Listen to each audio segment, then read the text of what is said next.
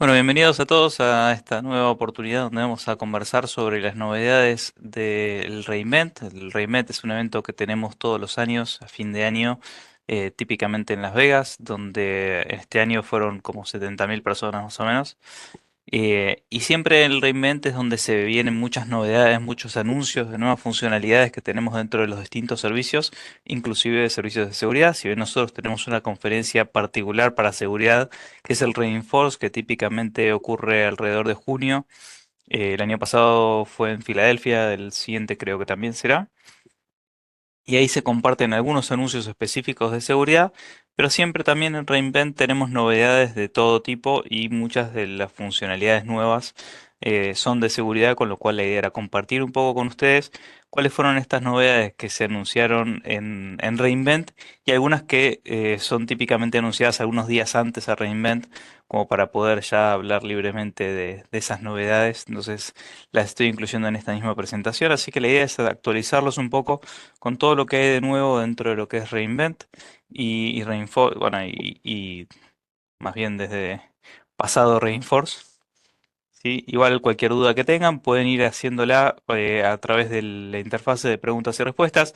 En el chat vamos a estar poniendo los links que vamos presentando, digamos, a las distintas funcionalidades, con lo cual probablemente si hacen alguna pregunta del lado del chat es posible que se pierda, con lo que convendría que hagan la pregunta a través de Q&A. La presentación va a estar en formato PDF como para que puedan cliquear sobre todos los links que van a ir viendo en la pantalla.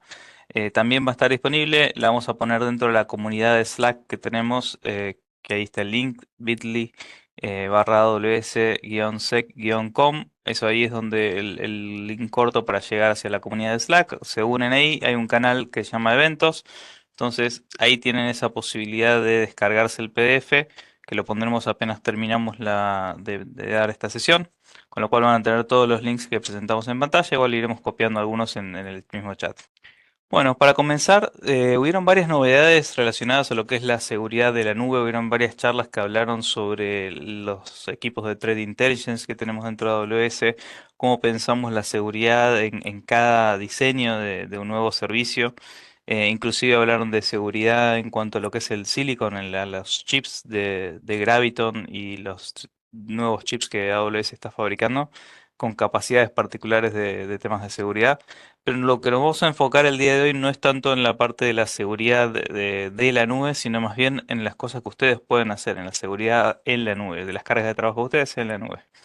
Entonces, les dejo el link por aquí a la charla principal del Reinvent, donde habla el Matt Garman, y ahí una cosa interesante que dijo fue, la seguridad tiene que ser el front and center, lo más importante y lo central desde el primer comienzo, súper importante. Y esto es algo muy importante que tratamos de transmitirle a los distintos clientes.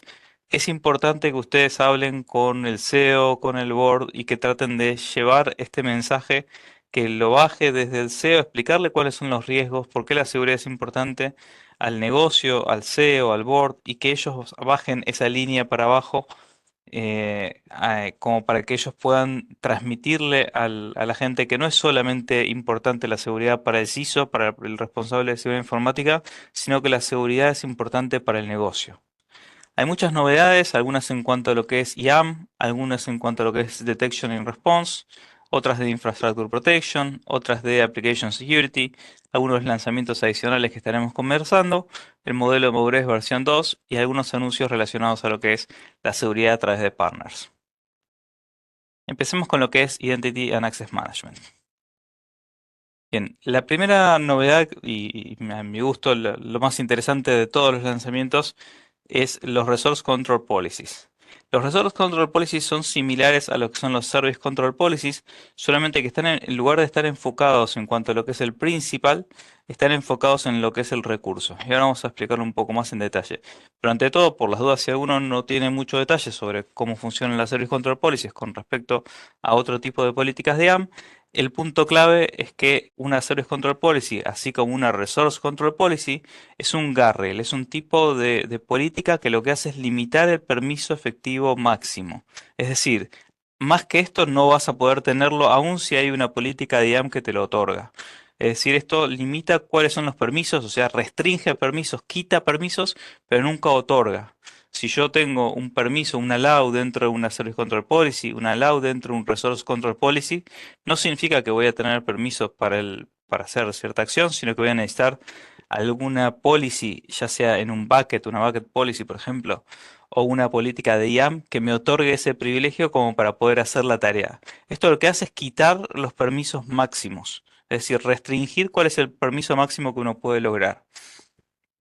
Entonces, esto se hace a nivel organización, uno lo puede hacer a nivel de organización, a nivel unidad organizacional, ¿sí? O a nivel cuenta, uno puede establecer estas políticas de la misma manera que las Service Control Policies, solamente que, como decíamos, en la Service Control Policy uno restringe qué es lo que un principal puede hacer dentro de la organización y tiene sentido para todo lo que tiene que ver con que una identidad externa acceda a un recurso. Sí, cuando hablamos de casos de usos de RCP, de las Resource Control Policies, entonces vamos a estar hablando de prevenir el acceso externo a a los distintos recursos que tengamos por entidades que sean externas. Evitar, bueno, este es un tema de Confused Deputy, son controles donde tal vez en un error de configuración uno puede terminar permitiendo algo que no sería deseable. Aplicar controles a recursos sensitivos, sensibles. Y lo interesante de todo esto es que hay varios servicios que están soportados inicialmente, que son los más críticos, lo que es Amazon S3, lo que es el Session Token Service, el KMS, SQS y Secrets Manager, que son particularmente importantes, donde uno puede querer aplicar una regla a nivel organizacional diciendo las entidades que no pertenecen a mi organización no se conectan a mis buckets. Sí, esto es una forma de realizarlo. Pero también uno podría decir, a mis buckets solamente se conectan a través de TLS, digamos, no quiero que nadie acceda a mis buckets sin tener cifrado. Entonces yo puedo poner políticas y restringirlas directamente sobre cómo quiero que interactúen con mis recursos. ¿Sí? El foco del RCP está sobre el recurso. Esto nos cambia significativamente lo que llaman los IAM Data Perimeters. No sé si los conocen, pero básicamente esto antes había otras formas de hacerlo. ¿Sí? Antes teníamos por aquí Bucket Policies o Resource Policies que teníamos que confiar en cada uno de los recursos a proteger. Ahora tenemos estas Resource Control Policies que nos pueden limitar más a nivel organización y decir, bueno, solamente mis entidades confiables pueden acceder a mis recursos. Yo puedo decir, este recurso no lo accede nadie que no pertenezca a mi organización. O este recurso, que es un bucket de la gente de recursos humanos que tiene todos los sueldos, no lo puede acceder nadie que no pertenezca al org path donde está la unidad organizacional de recursos humanos. Entonces, después tiene que haber una policy como para otorgar ese permiso. Pero ya al poner estas grandes palancas, estas grandes configuraciones por encima de las policies, nos ayudan a que en un error en la configuración de las policies no terminemos otorgándole un permiso a alguien sin querer, ¿sí? Los que van a ver ahí abajo que van a decir Owned by AWS son básicamente formas de autorizar a los servicios mismos de AWS a realizar las distintas tareas. Básicamente los data perimeters lo que hacen, el objetivo de los data perimeters es básicamente que si tenemos un recurso, lo que es mío, que es un recurso, una identidad que es mía, solamente puedan ellos acceder a mis recursos. O sea, básicamente que desde el on-prem y de mis cuentas de AWS o de mi unidad organizacional acceda a mis recursos y que si alguien está en otra cuenta de AWS o en Internet en general, el resto de Internet, que no puedan acceder a mis recursos. Estas son configuraciones que uno puede establecer a nivel organizacional y decir de esta manera, aun si alguien se equivocó y terminó poniendo un bucket público, entonces el bucket público no va a poder ser leído por nadie que no pertenezca a la organización. Entonces eso ya reduce el riesgo. Bien. Les recuerdo, si tienen una pregunta a través de Q&A, lo pueden hacer. Andrés, si ves alguna pregunta particularmente relevante que tenga sentido comentarla con todos, sentite libre de desmutearte y contarnos. Bien. La siguiente novedad importante es la centralización del root access. Hay una buena práctica que es no utilizar la root account. Sí, o sea, la root account debería ser utilizado únicamente de forma esporádica cuando no hubo otra alternativa más que usarla, por ejemplo, para cambiar un support plan. Y idealmente no debería ser algo que esté habilitado para todas las cuentas miembros, ¿sí? O sea, siempre tenemos una management account, la de billing, la principal, y tenemos toda una estructura debajo. toda la estructura de abajo, la buena práctica que recomendamos en varios lados, entre ellos en el modelo de módulos de seguridad, era deshabilitar la cuenta root de las cuentas miembros. Para eso se podía hacer a través de una regla de control tower o se podía hacer a través de una service control policy. Hoy en día hay algo mejor que eso, que es una funcionalidad que se llama Central Management for Root Account. Esta funcionalidad lo que nos dice es, centralizamos la root en una sola root, ¿sí? Entonces va a pasar a haber una única cuenta que puede acceder como root en distintas cuentas y removemos el root de las cuentas miembro. Vamos a ver cómo funciona un poquito más en detalle. Pero esto es algo que está disponible, tanto la funcionalidad que hablamos antes de Resource Control Policies como esta funcionalidad de Central Management no tiene costo alguno, simplemente una configuración que uno puede realizar. Entonces, ¿cómo funciona la Central Management? Ustedes entran con la Management Account, con la cuenta principal, configuran esta centralización, pueden delegar a que una... eh, no tengo aquí el slide que quería mostrarles. Pueden delegar la autorización, digamos, como para poder asumir un root dentro de alguna otra cuenta. Es una funcionalidad interesante porque lo que hace es quitar esa posibilidad de que alguien se loguee con root y hay una funcionalidad que les permite a ustedes asumir ese root dentro de las distintas cuentas. ¿Sí? ¿Cuál es la ventaja entre Central Management for Root Access y desactivar la cuenta? Sí, uno lo podía desactivar con una Service Control Policy y lograba algo similar. La diferencia está en que cuando hacemos esta configuración podemos ir habilitándola de modo tal de que cualquier nueva cuenta que se crea no tiene la root y podemos ver en dónde está presente la root account y dónde no está presente y podemos ir quitándola dentro de cada una de las cuentas. ¿Sí? Podemos hacerlo progresivo sin romper nada, sin dejar ningún tipo de, o sea, no es tan brusco como de repente está todo desactivado e inmediatamente pierdo acceso, sino que tengo esa posibilidad de ir removiendo los roots de las cuentas miembro y que cualquier cuenta nueva se genere sin esa root account. Y está ese Delegated Administrator donde yo puedo asumir un root en una de las cuentas. Bien. Otro punto súper importante son las Declarative Policies. Hay ciertas reglas en particular para lo que es el servicio de EC2 que muchas veces los clientes nos dicen, bueno, quisiera que sea más fácil definir estas reglas a modo más general dentro de mi organización, las cosas que no quiero que pasen dentro de mi organización, un concepto muy parecido a lo que son las Service Control Policies y a los Resource Control Policies. Quiero poder definir ciertas políticas declarativas en lenguaje casi natural, donde uno dice, no quiero que pase esto, no quiero compartir esto para afuera. Entonces, las declarative policies son justamente eso. ¿Sí? Hay declarative policies que por ahora están exclusivamente para lo que es EC2. Entonces uno puede definir estas políticas declarativas donde le vamos a decir, estas cosas no quiero que ocurran y a lo largo del tiempo se va a ir actualizando automáticamente a medida que van cambiando los servicios. La máxima, lo que uno le dijo, esto es lo que quiero que ocurra, va a seguir pasando a medida que vayan cambiando los servicios. Esto lo establecen una sola vez y la configuración es mantenida automáticamente por AWS. Es como una voluntad que uno expresa.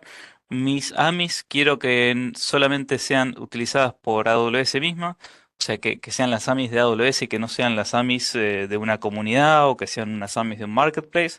Entonces uno puede establecer ese tipo de reglas y con eso ya pasar a que eso no ocurra dentro de la organización. ¿Sí? Entonces soporta el ponerle mensajes customizados como para que no sea sorprendente para el usuario, diga por qué falla esto, cuál policy no me está dejando, sino que uno puede customizarlo como para que el usuario sepa por qué es que está ocurriendo esto. Entonces, vamos hacia lo que es un ejemplo. Digamos que yo desactivo la funcionalidad del compartir los volúmenes, los snapshots de DBS hacia afuera de la organización.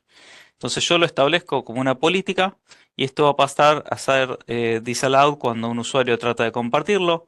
Cuando hay un EBS snapshot hoy en día actual va a pasar a ser privado. ¿Sí? Si hay alguien que a través de un Terraform o un CloudFormation template está creando un nuevo volumen de EBS, perdón, un nuevo snapshot de EBS, va a ser privado simplemente por esta política que establecimos. Y cuando hay una herramienta como AWS Backup o un software crea esto, va a ser automáticamente privado. Sí, o sea, cualquier cosa nueva que se crea también va a estar automáticamente privado por esta regla que definimos. ¿Sí? Entonces, acá vemos algunas de las características que podemos configurar a través de políticas declarativas. ¿Cuáles imágenes puedo utilizar? Sí, acá tengo algunos ejemplos. Así lo puedo compartir. Aquí está. Bueno. Aquí tenemos algunos ejemplos, por ejemplo, el instance metadata defaults. Podemos definirle como política general. Cuando hablamos del instance metadata service, no quiero que esté habilitado. O sea, hay un instance metadata service que estaba la versión 1 y la versión 2. La versión 1, si el cliente tenía una aplicación, que esa aplicación era vulnerable a server-side request forgery, algún adversario podía llevarse credenciales de la instancia que estén establecidas como un rol, como una credencial temporal y utilizarlas desde afuera, salvo que haya alguna condición dentro de lo que son las políticas de IAM. Entonces el Instance Metadata Service versión 2 es más seguro porque hace más complejo para el adversario llevarse esos datos que están dentro de la metadata de la instancia.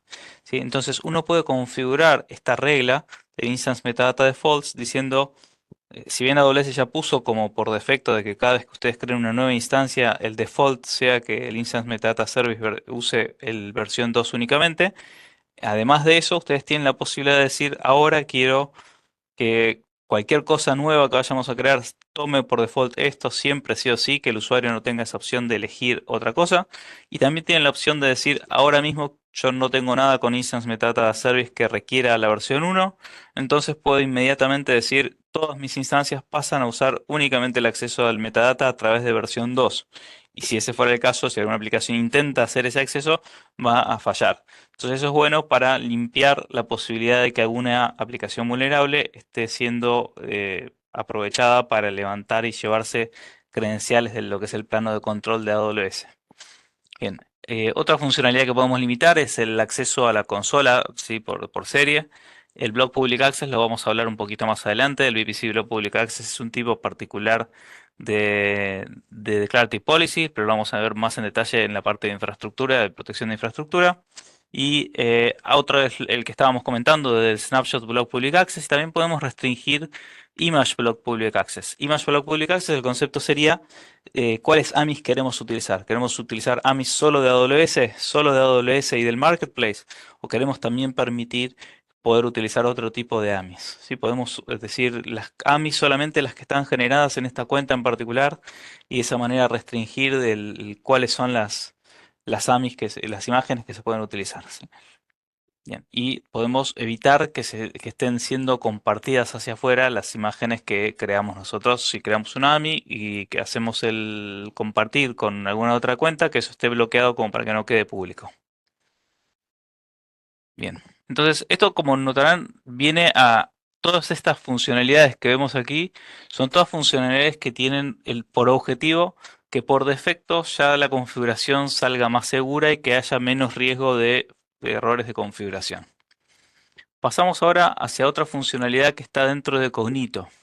¿Sí? Dentro de Cognito tenemos varias funcionalidades nuevas. Lo principal de alguna manera es la consola, el cambio dentro de lo que es la interfase. Ahora lo veremos un poquito más en detalle, pero se hizo mucho más customizable, mucho más fácil de adaptar, con mucha más capacidad de personalización. Nos permite trabajar con distintos lenguajes, entre ellos el castellano. Podemos también establecer terms and conditions particulares y que se los muestre según dónde queremos mostrárselo a lo largo del flujo. Podemos utilizar Web Authentication, vamos a hablar sobre esto, sobre lo que son las passkeys como factor de autenticación. Y estos métodos de passwordless nos van a ayudar a lo que es nos van a servir para lo que son multifactor authentication, los distintos métodos que tenemos, pero también para autenticarnos directamente utilizando un passkey y no necesitar una clave del todo. ¿Sí? Es simplificar más la experiencia del usuario. Esta es la parte de diseño sobre el que tenemos hoy en día dentro de Cognito, donde antes teníamos algo bastante estándar, que lo único que podíamos cambiar era un loguito que había ahí arriba y no mucho más. Hoy en día podemos ajustar esta interfase que es responsiva y aquí podemos ver cómo ajustar la pantalla a los distintos tamaños de dispositivo como para ver cómo se ve, pero podemos adaptar si es oscuro, si es light o dark, podemos adaptar el compacto, etcétera. Podemos cambiar los textos, acá podríamos renombrarlos y cambiarles y decir en lugar de decir password, que diga contraseña, o si queremos cambiarlo por palabra secreta, también podemos cambiarlo. O sea, no es que estamos atados a la palabra como viene dentro de la aplicación, con lo cual nos permite mucha flexibilidad, ¿sí? Todos los colores, los textos, la ubicación al costado, al arriba, de abajo, un header, un footer, son muchas cosas que podemos agregar. Si los botones los queremos más cuadraditos o más redondeados, también lo podemos ir ajustando dentro del border radius.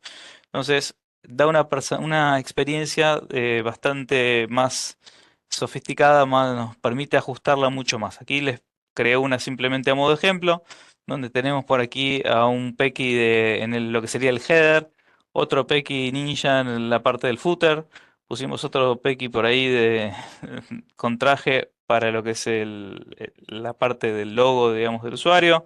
Le cambiamos aquí los colores, cambiamos el background.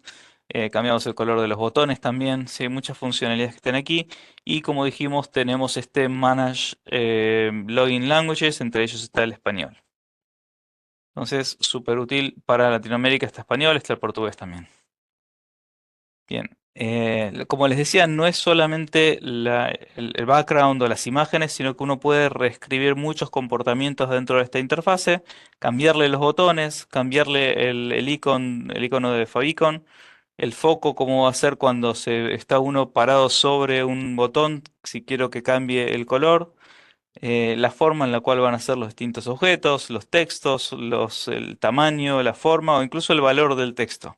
¿Qué texto quiero utilizar para una determinada pregunta? Lo puedo cambiar. ¿Sí? Si quiero poner como iniciar sesión o lo quiero poner como entrar o cosas así, también lo puedo adaptar. Y aquí está la funcionalidad que mencionábamos antes dentro de lo que son los passkeys. Esto es algo que ahora está como una funcionalidad nativa. Antes hacía falta desplegar como algún código custom como para poder hacerlo esto dentro de Cognito. Esta funcionalidad hoy en día es mucho más sencilla de configurar. Uno puede decir quiero un multifactor authentication o quiero poder loguearme con un passkey. La aclaración por las dudas, si no están familiarizados con lo que son los passkeys, básicamente es una relación de confianza basada en certificados. O sea, a través de una PKI, lo que se hace es generar un certificado. Ese certificado, el certificado privado queda del lado del cliente, el certificado público queda del lado del servidor.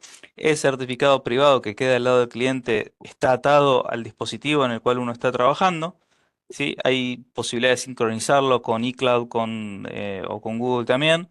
Pero siempre la ventaja que tiene este passkeys es que vamos a poder resguardarlo dentro del navegador o en caso de que dispongamos de una computadora como una Mac que tiene un Touch ID, podemos protegerlo con el Touch ID también. Si tuviéramos una máquina Windows, podemos utilizar el Windows Hello y hacerle requerir algún tipo de autenticación biométrica como para poder acceder ya sea a un fingerprint o ya sea a un Face ID, para poder acceder hacia este secreto, que este secreto es la llave privada con la cual el usuario se puede loguear, ¿sí?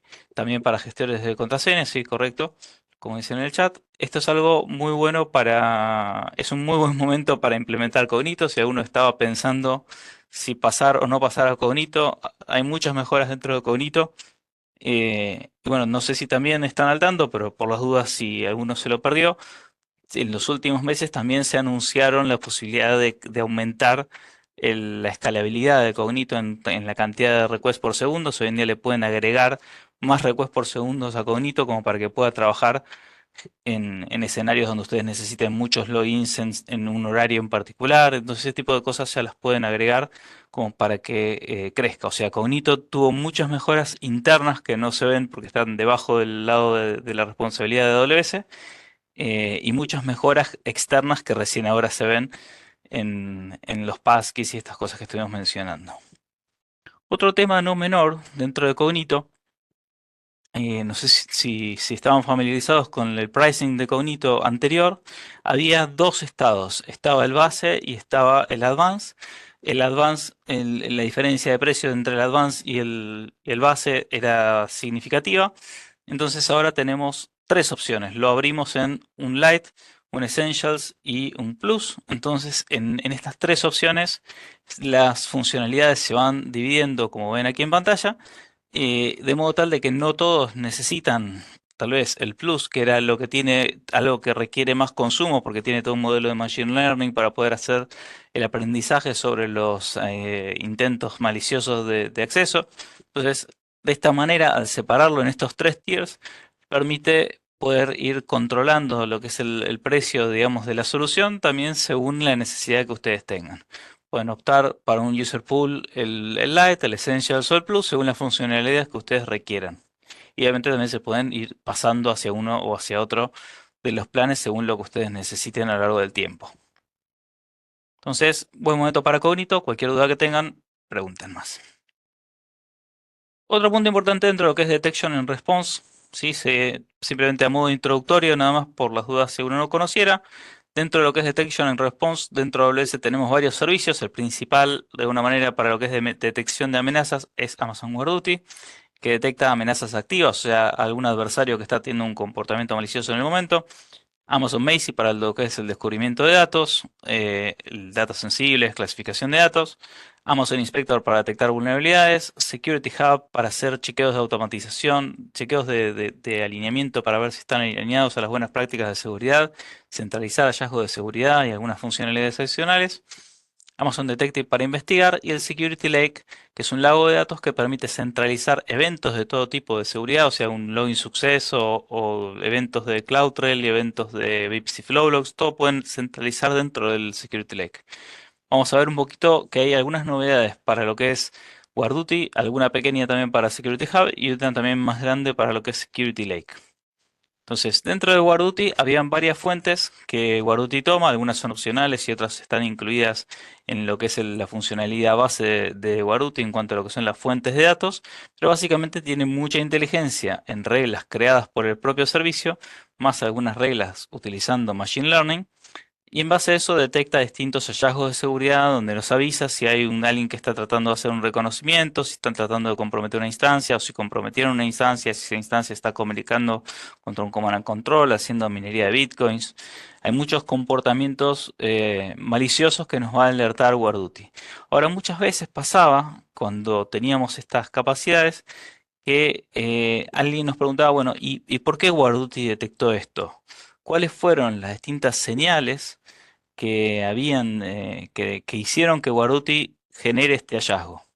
¿Sí? O sea, darle más visibilidad al equipo de respuesta ante incidentes como para que ese equipo de respuesta ante incidentes tenga un insight más claro a la hora de investigar, tener más información. Hay una pregunta en el chat, si algún servicio de AWS que permita la contención o respuesta automática ante findings generados por Guarduty. La respuesta automática se puede hacer de muchas maneras. Puede ser con una lambda, no es un servicio que automáticamente haga todo esto, pero realmente literalmente es una API call donde le cambias el security group para lo que es aislarlo. O sea, es súper sencillo armar contenciones usando una lambda. Esa es la forma fácil, pero también podría ser si uno tuviera un workflow más complejo a través de step functions. Se puede correr Automation Documents en Systems Manager, se puede hacer Run Command. Hay muchas actividades de respuesta ante incidente que se puede hacer. No hay algo nativo que aísle automáticamente, digamos, como funcionalidad propia del servicio, pero sí se puede armar fácilmente con un código sencillo de un par de líneas de lambda.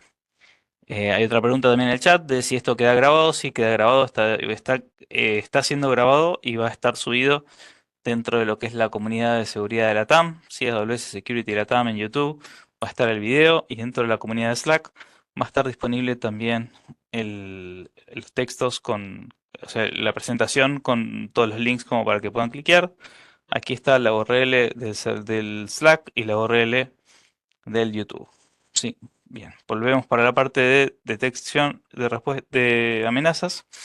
Hay una nueva funcionalidad que se llama Amazon WarDuty Extended Threat Detection.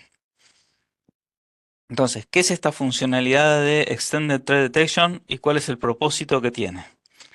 Básicamente nos va a ayudar a hacer ese triage cuando vemos una amenaza, tratando de entender la secuencia que tomó el ataque, cuáles fueron los indicadores del compromiso, y nos va a dar esta visibilidad mapeada de lo que son las distintas tácticas que están dentro del Mitre Attack Framework, como para que tengamos mayor claridad de qué está pasando. ¿Sí? Algo muy importante de esta nueva funcionalidad y hasta ahora muchos features que estuvimos comentando, como decíamos las RCP, las Declarative Policies, el Central Root, son sin costo. Esto también, esta funcionalidad de Amazon Guardoti Extended Threat Detection, es una funcionalidad que está automáticamente habilitada en todos los clientes existentes de Guardoti y cualquier cliente nuevo lo va a tener activado también y no tiene costo adicional. Es decir, tienen mayor seguridad por el mismo costo y sin ningún esfuerzo.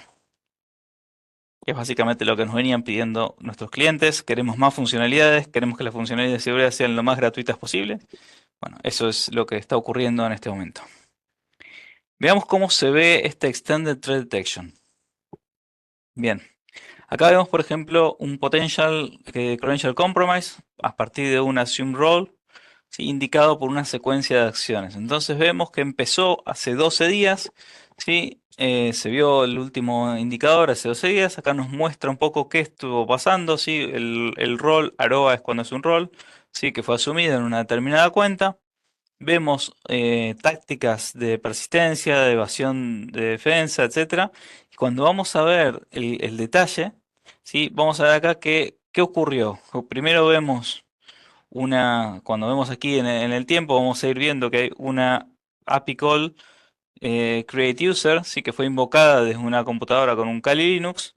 Y si vemos un poquito por acá, vamos a ver que hay un API get API keys que fue invocado también desde un Kali Linux. Entonces, estamos viendo como que hay una tarea de una manera de persistencia y nos está mostrando cuáles son las distintas señales que vamos viendo dentro de este hallazgo de seguridad.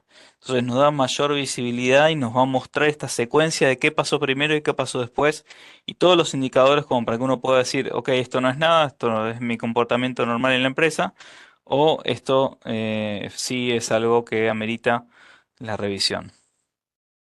Acá vemos otros ejemplos, ¿sí? Un potential data compromise en uno o más buckets S3 involucrando una secuencia de acciones, ¿sí? Con un usuario en una cuenta. Entonces, cuando vamos a ver la secuencia de acciones, ahí vamos a ver, por ejemplo, que el usuario que estaba accediendo era uno que estaba en la lista de Malicious IP Caller, o sea, que estaba viniendo, el usuario ese estaba haciendo una API call desde una IP que estaba categorizada como maliciosa.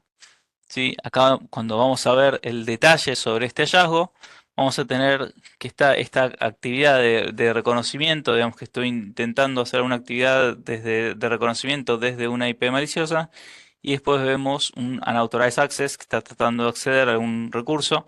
Entonces nos va a dar esta secuencia del ataque y nos va a mostrar acá cuáles fueron todos los indicadores que conformaron la colección por la cual Guarduti determinó que acá hay un potencial hallazgo de seguridad. Bien, aquí vemos algún detalle más, ¿sí? Potential Data Compromise. Sí, traje varios ejemplos como para que vean un poco, pero quiero mostrar más que todo es que les va a mostrar esta secuencia en el tiempo de qué es lo que estuvo pasando cada una de las señales, cuáles eran los endpoints afectados, indicadores y actores en cada una de las API calls que hubieron que hizo que Guardoti tomara la determinación de generar este nuevo hallazgo. ¿Sí? Bien. Dentro de lo que es Security Hub, una nueva funcionalidad que habían pedido muchas personas era el Security Baseline para lo que es PCI DSS 4.0. ¿Sí? Esto ya está disponible en la consola, simplemente tienen que seleccionar dentro de Security Hub en la parte de Security Standards y habilitarlo si tuvieran una sola cuenta, o pueden ir a la parte de Central Management. En el Central Management Configuration ahí pueden seleccionar el PCI DSS también y de esa manera también pueden habilitarlo. Sí, si lo quieren habilitar en toda la organización o en alguna unidad organizacional en particular, lo pueden hacer de esa manera. Bien.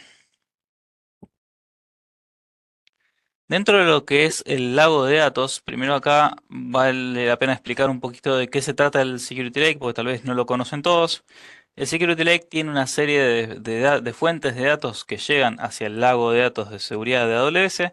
Ese lago de datos de seguridad está basado, o sea, es un servicio gestionado. Ustedes lo prenden y automáticamente seleccionan las fuentes. Quiero tomar los logs del WAF, quiero tomar los CloudTrails, quiero tomar los VPC Flow logs, quiero tomar distintos tipos de logs. y él ya solo está colectando esa información y adicionalmente ustedes le pueden mandar información de varios partners y él lo va a estar metiendo dentro de un lago de datos basado en S3. En ese lago de datos basado en S3 está con una estructura para ser consultada rápidamente a través de Parquet, así que es el estándar para lo que son datos de Big Data. Y también utiliza un esquema en particular que se llama Open Cybersecurity Schema Framework, que ahora vamos a ver las ventajas. Y luego puede ser consumida esta información por distintos subscribers. Vamos a ver que podemos utilizar herramientas de terceros para analizar esta información o podemos utilizar también herramientas analíticas de AWS y ahí es donde vamos a ver una novedad que tenemos en Reinvent. Entonces, primero, ¿qué es este Open Cybersecurity Schema Framework? Es un estándar que creó AWS para básicamente para ponernos de acuerdo con la industria. Lo creó AWS junto con más de 50 vendors de seguridad, donde acordamos escribir los logs de esta manera estructurada, de modo tal de que en lugar de que los logs lleguen de distintas formas y que estén guardados en un lenguaje propietario dentro de un SIEM, que estén guardados en una forma que sea agnóstica al vendor, de modo tal de que si ahora quiero utilizar un SIEM de un determinado vendor como un QRadar y después quiero pasar un Splunk o viceversa, entonces es súper sencillo el cambiar. Cualquier vendor puede leer esta información y cualquier vendor como CrowdStrike puede generar también sus logs en formato Open Source Security Schema Framework y mandarlos al lago de datos de Security Lake con facilidad y los datos se mantienen consistentes y no hay un vendor lock-in, ¿sí? Siendo esto un lago de datos que está en S3, escala hasta petabytes, ¿sí? O sea, no tiene límites en cuanto a lo que es el volumen de información a almacenar y tiene muchas ventajas, ¿sí? Una de las ventajas es que ya están todas estas partners que ya saben escribir en este formato, y hay varios vendors de AWS, hay varios servicios de AWS que ya escriben en este formato y que pueden mandar los datos hacia el lago de datos y que puedo consultarlo con distintas herramientas de tipo SIEM, de analítica, que puedo decir tengo en un SIEM tal vez los últimos 3 meses en un Wazoo y tal vez tengo la posibilidad de ir con un query de Athena 10 años hacia atrás dentro de los datos que están almacenados en un almacenamiento más frío, porque podemos configurar también las mismas reglas de S3 para decir esto los pasados 2 años que esté en un almacenamiento más frío como Glacier. Pero aún así podemos ir a consultar. Quiero saber qué pasó con el usuario Darío a lo largo de todos estos 10 años para atrás. Puedo tirar un query tranquilamente.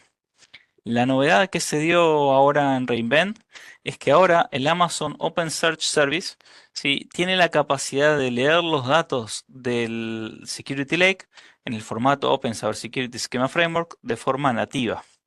Entonces, esta integración donde tenemos esta posibilidad de leer los datos sin la necesidad de una ETL, facilita lo que es el uso en el día a día de un Open Search Service para consultar los datos que están en un Security Lake.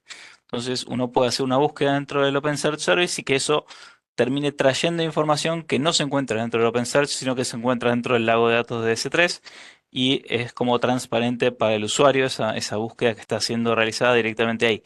O sea, uno puede tener los dashboards de OpenSearch que uno puede armar para minar la información que se encuentra en el bucket de S3 con el formato de Open Cybersecurity Schema Framework, que es lo ideal para poder guardar hacia atrás información de una manera que pueda ser leída inicialmente tal vez con esta herramienta. El día de mañana, si quieren cambiar a otro SIEM, lo pueden hacer sin ningún problema. ¿Sí? Bien. Pasamos ahora sí al siguiente servicio, y este es un servicio nuevo. Es el servicio de AWS Security Incident Response. El servicio de AWS Security Incident Response es un servicio gestionado, ¿sí?, al igual que el servicio de Shield Advance, donde hay humanos detrás del servicio. En el servicio de AWS Security Incident Response también hay humanos detrás del servicio que ustedes van a poder contactar. El servicio va a investigar y monitorear automáticamente los distintos hallazgos de seguridad que ocurran dentro de los recursos que ustedes tengan. Cualquier hallazgo de Guarduty lo va a estar analizando este equipo. Es un servicio gestionado. Va a haber una comunicación coordinada junto con el equipo de la empresa, donde vamos a tener establecidos quiénes van a ser los distintos contactos y con quién podemos interactuar para decidir cerrar o no cerrar un acceso según los indicadores que vamos viendo. Van a tener acceso 7 por 24 a personas del expertos de seguridad de AWS que se dedican a lo que es la respuesta ante incidente, ¿sí? Y nos va a permitir varias cosas. Eh, Antes por ahí vale la pena aclararlo. ¿Sí? Dentro de AWS hay algo que se llama el AWS Customer Incident Response Team. Hay un equipo dentro de AWS que está disponible gratuitamente, al cual, digamos, a partir de un ticket de soporte uno puede decir, estoy teniendo un incidente de seguridad activo, ahora estoy teniendo un adversario dentro de mi cuenta haciendo cosas raras. Entonces uno puede abrir un ticket de soporte y ahí hay alguien del Customer Incident Response Team que puede atenderlos, es un servicio gratuito que los puede atender para ayudarlos, guiarlos hacia lo que es la contención de un incidente. Pero muchas veces los clientes nos decían, bueno, pero yo no quiero tener algo que sea de tipo best effort, un servicio gratuito que me guíe nada más, sino yo quiero que haya un equipo de respuesta ante incidente, que esta misma gente que está en el Customer Incident Response Team, que sabe muy bien cómo mitigar incidentes, no solamente tenga una actitud reactiva donde yo lo invoco cuando ya tengo un incidente de seguridad, sino que apenas ven un incidente menor tal vez, que lo investiguen y que nos ayuden a mitigar el problema mucho antes. Y tengan en cuenta siempre que cuando mitigamos un incidente de seguridad, mientras antes lo mitigamos, el impacto para la compañía es menor. Entonces, esto es básicamente lo que AWS está lanzando ahora. Es un servicio gestionado como el Shield, donde hay humanos detrás, al cual pueden acceder, pero para Incident Response. Exacto. Muy bien. Algunos puntos importantes. Vamos a poder Con este servicio vamos a poder automatizar lo que es el triage de cualquier hallazgo que encontremos. Vamos a poder tener integrados un sistema de casos, de gestión de casos, y vamos a poder establecer comunicaciones y videoconferencias cuando sea necesario con las distintas personas del equipo, como para que ustedes puedan ver también la información de Threat Intelligence que estamos viendo nosotros desde nuestro lado. Este equipo tiene acceso a la información de Threat Intelligence de AWS. Entonces va a poder este equipo ayudarlos 7 por 24 a resolver cualquier incidente de seguridad que tengan y poder contener y poder erradicar cualquier amenaza. Opcionalmente también se puede configurar que automáticamente remedien ante ciertas circunstancias. Ustedes dicen, bueno, cuando pase esto yo quiero que directamente el equipo tome acción proactiva y que antes de que yo esté involucrado con mi equipo, que el equipo de AWS ya tome esta acción y ya aísle este tipo de instancias cuando estén comprometidas, una instancia que se conecta contra un command and control, quiero que automáticamente lo contengan.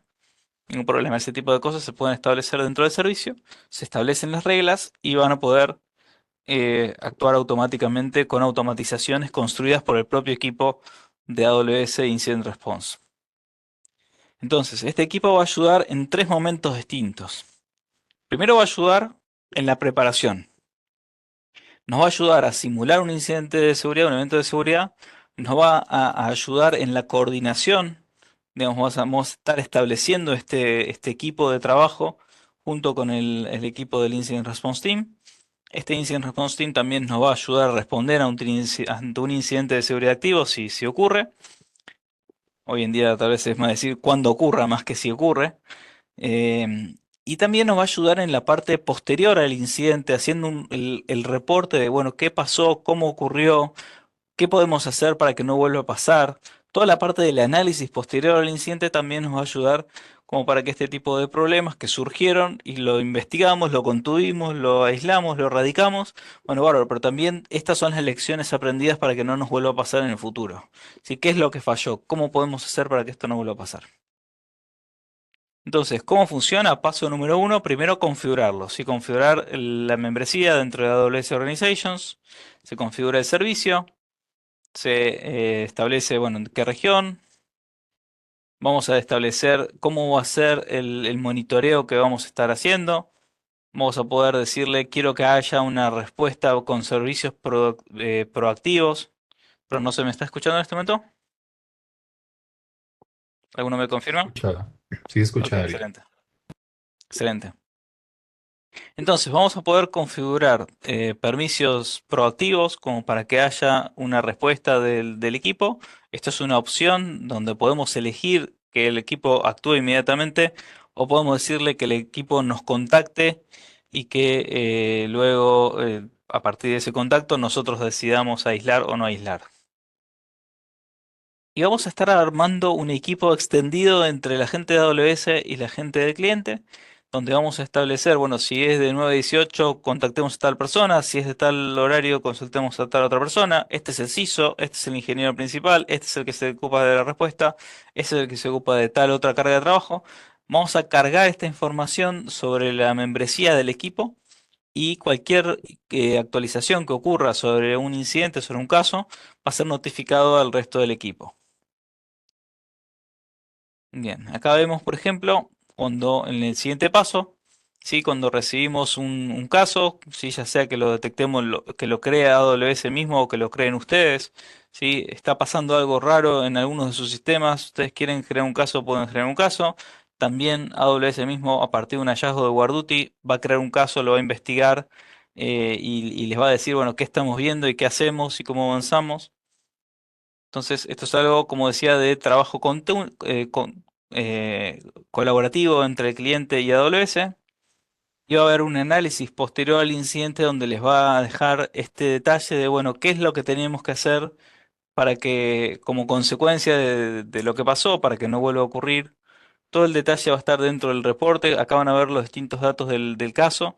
También van a ver KPIs que van a estar pudiendo aprovechar como post incidente, como para ver, bueno, cuánto tiempo tardamos en responder un incidente, cuántos fueron soportados por AWS, cuántos fueron gestionados por ustedes mismos, en cosas tal vez que no tengan que ver con alguna cosa que haya detectado AWS, un benchmark de cómo estamos en el tiempo de resolución en horas por distintos tipos de incidentes, cuáles son las tácticas y técnicas y procedimientos que se vieron más en los distintos casos, los benchmarks en los distintos servicios, ¿sí? ¿Qué están intentando los adversarios? Todo ese tipo de cosas, esos datos van a estar apareciendo aquí como para que ustedes tengan los datos de cómo reaccionar hacia adelante, qué es lo que hay que hacer. ¿Sí? Para cada reporte, para cada caso va a haber un reporte. Ese reporte va a tener un executive summary con qué es lo que pasó y cada una de las métricas de, bueno, estos fueron los datos, estas fueron las cuentas que fueron afectadas, cuánto tardamos en resolverlo, cuáles regiones afectadas, de dónde vinieron, cuáles fueron las threat actor IPs, desde dónde atacaron, todo eso. ¿Cómo funciona este equipo? ¿Sí? Aquí recordemos que hay humanos detrás, con lo cual no es algo automatizable, es algo que requiere un grupo de gente y por ende, al igual que el servicio de Shield Advance, tiene un precio de entrada que es más alto que por ahí otros servicios que son más accesibles para lo que es Small and Medium Business. Este servicio tiene un punto de entrada de $7.000 por mes por organización, o sea, para toda la organización. Y después, por encima de los $125.000, si el consumo total del billing de AWS que tienen es mayor a $125.000, va subiendo en porcentaje según este tier, ¿sí? O sea, si alguien tiene $1.000.000, entonces va a ser 0,5% por encima, digamos, de lo que fue acumulando de esto. O sea, básicamente hay que hacer la cuenta con la calculadora para ver el tema del pricing para la organización según cuál es el billing que tiene la organización. ¿Sí? Bien, Infrastructure Protection, protección de infraestructura. Tenemos varias novedades. Hay una novedad que está dentro de lo que es Preview. No sé si tenían el dato, pero bueno, existía el Verified Access y VPC Lattice, donde básicamente pueden aplicar reglas de tipo Zero Trust, donde decimos, bueno, este usuario se está autenticando, de donde se suele autenticar, y tiene instalado el CrowdStrike, que está actualizado, está todo bien dentro del dispositivo, entonces lo dejamos entrar. Todo eso estaba disponible para lo que eran aplicaciones de tipo web, para lo que sea HTTPS.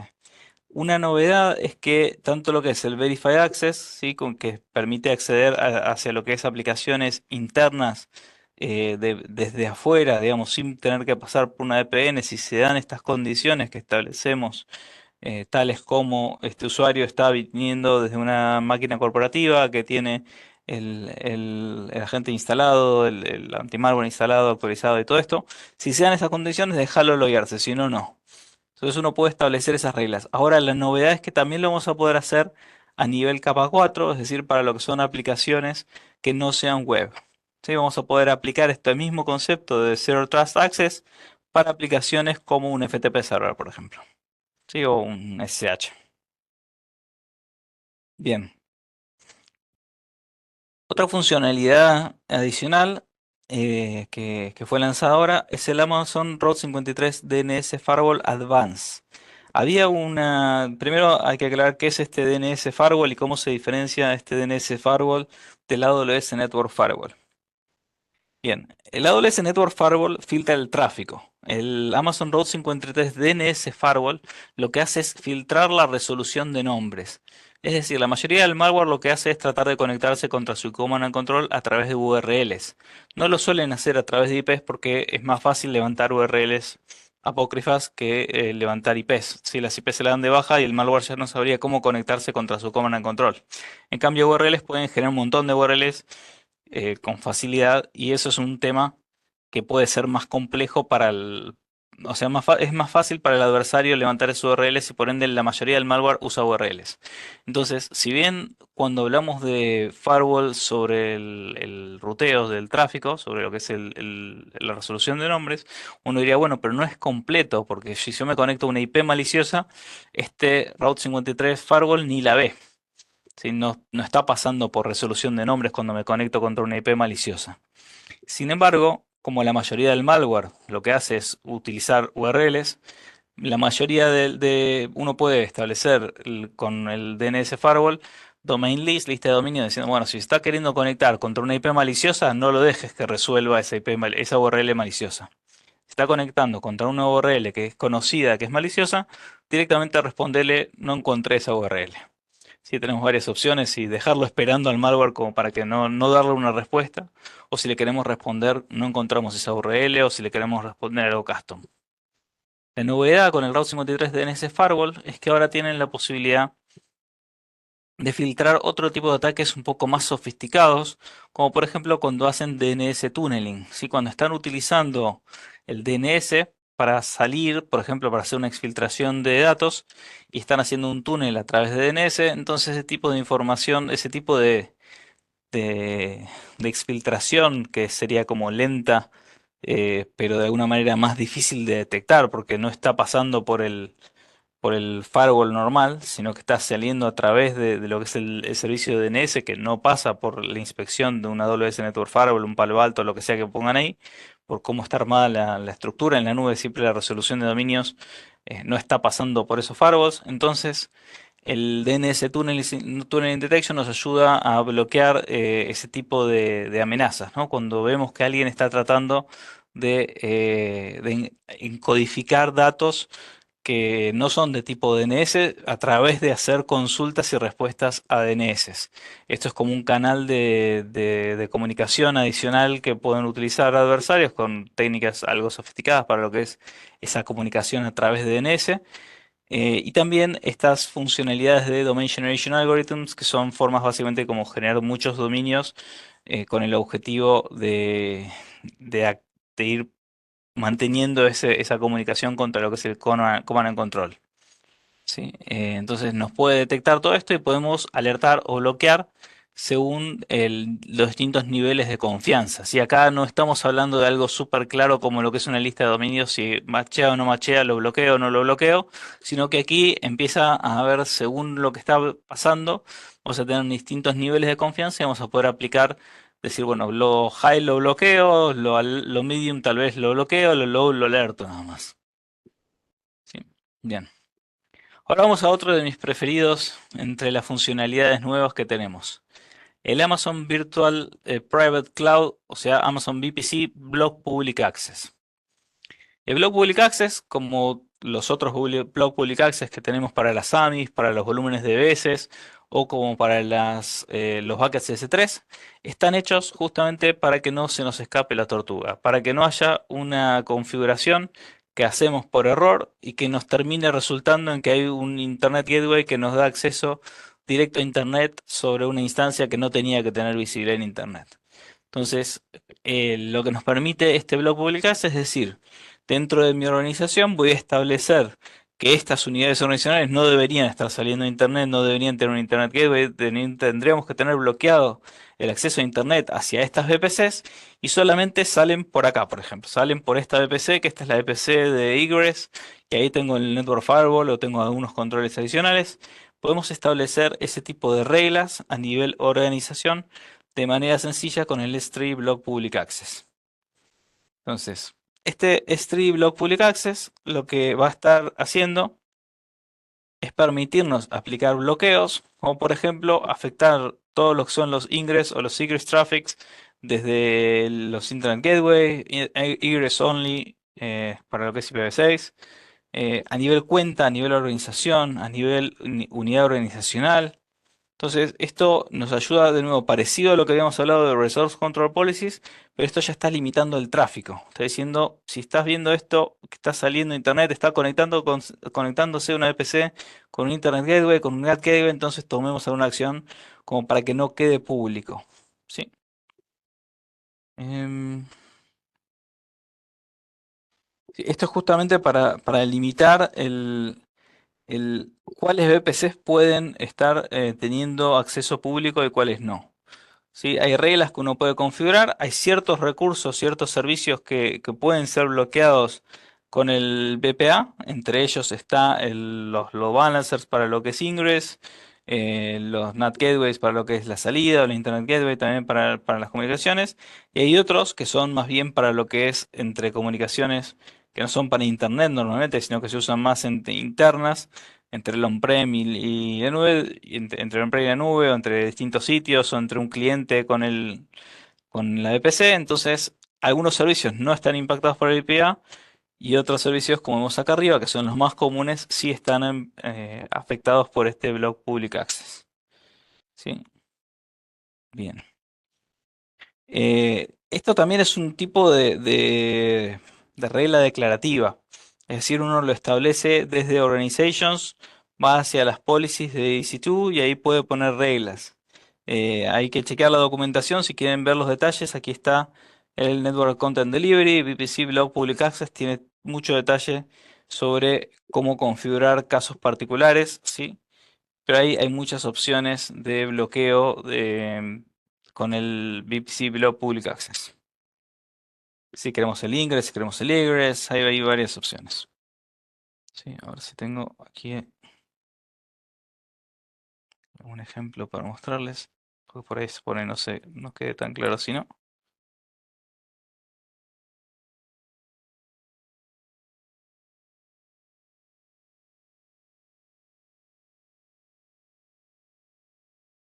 Bien, vamos a ver si nos da el tiempo, lo revisamos más sobre el final, hacemos un poco más de demo sobre las funcionalidades directamente en consola, ¿sí? Eh, bien. Bien, otra de las funcionalidades nuevas relacionadas a lo que es la protección de infraestructuras es el Network Firewall Geographic IP Filtering. ¿Sí? Dentro de AWS teníamos la posibilidad de filtrar el tráfico entrante a través de WAF, diciéndole, bueno, si viene desde China, Vietnam y Rusia, de países donde yo no espero tráfico, directamente bloqueame ese tráfico entrante. Lo que no teníamos la posibilidad, por lo menos no de una manera sencilla, era de bloquear a nivel países para lo que era el tráfico saliente. Entonces, hoy en día tenemos la posibilidad dentro de lo que es el AWS Network Firewall de establecer country codes, ¿sí? Como por ejemplo acá United States, y decir, bueno, esto, si es una IP que pertenece a este país, directamente bloquealo. ¿Sí? Y por las dudas uno diría, bueno, no es un rango de IPs, no, no es tan sencillo. Esto es, hay todas listas y hay proveedores que se dedican incluso a gestionar cuáles IPs pertenecen a qué país, como para poder hacer esto de lo que se llama GeoIP, detectar cuál es la ubicación geográfica donde se encuentra esta IP. Y AWS integró eso dentro del Network Firewall como para que ustedes simplemente se abstraigan del tema y digan, bueno, yo de estos países espero que se conecte a estos países, pero no espero que se conecte a otro país en mi carga de trabajo. Entonces, antes lo podíamos hacer solo para lo que era el entrante a través de la AWS WAF. Ahora lo podemos hacer para el entrante y para el saliente a través de Network Firewall. ¿Sí? Bien. Otra funcionalidad nueva que fue anunciada poco antes de reInvent Es la capacidad de hacer referencias en los security groups a través del Transit Gateway.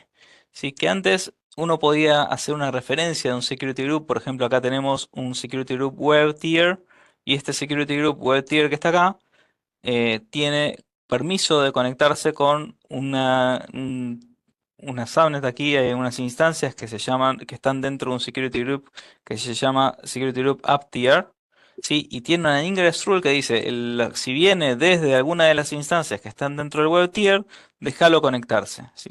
Esta regla donde uno puede referenciar a otro security group antes era posible si uno si uno estaba dentro de la misma VPC o si estaba dentro de un peering, pero no era posible a través del Transit Gateway. ¿Sí? Hoy en día podemos hacer esto, incluso acá estoy mostrando cómo hay un database tier, que el database tier solamente permite que se conecten si viene desde el application server tier, ¿sí? Del app, del security group de app tier. Entonces, esta es una forma de encadenar los permisos y evitar el movimiento lateral.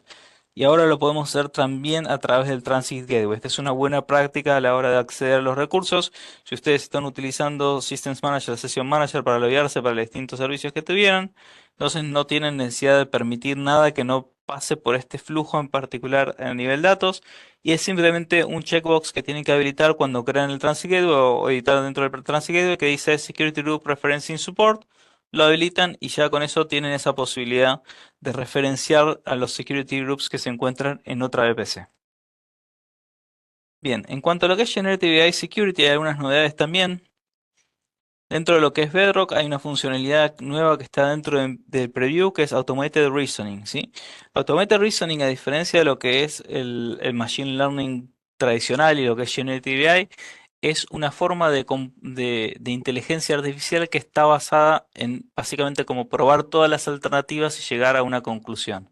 Entonces, este Automated Reasoning lo que va a hacer es básicamente ayudarlos a identificar si lo que está proveyendo el modelo es una potencial alucinación o no, y básicamente está utilizando técnicas matemáticas verificables como para poder comprobar si la respuesta que está dando es o no es algo eh, preciso acorde a lo que le pedimos según la información que tenemos como base de conocimiento.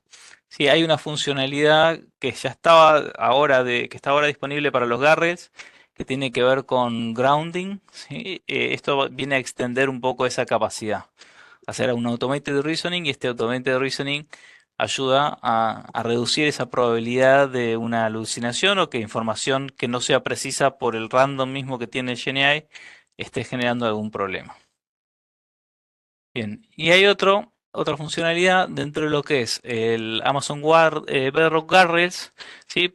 Por las dudas, si uno no tiene muy claro qué es el Guardrail, dentro de Bedrock es el servicio para lo que es interactuar con modelos generativos de GenAI, ¿sí? Como por ejemplo con Anthropic, con los de Llama de Meta, hay varios modelos que uno puede acceder a través de Bedrock. Ahora, cuando uno accede a través de Bedrock, uno puede poner guardrails. Los guardrails no tienen absolutamente nada que ver con las Service Control Policies, son otro tipo de protecciones que son específicas de Bedrock, los Bedrock Guardrails, que son básicamente para que uno le diga, bueno, no quiero que salgan palabras de insultos, contenido sexual, violencia o ataques al prompt o palabras que no quiero que diga porque tal vez el nombre de mi competidor no quiero que lo hable mi modelo.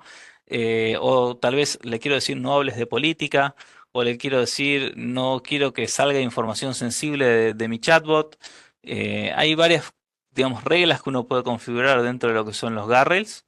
La novedad adicional que tenemos ahora es que, como sabemos dentro de lo que son los modelos de GenAI, no están solamente para interactuar en palabras de ida y de vuelta, sino que también uno podría querer generar una imagen.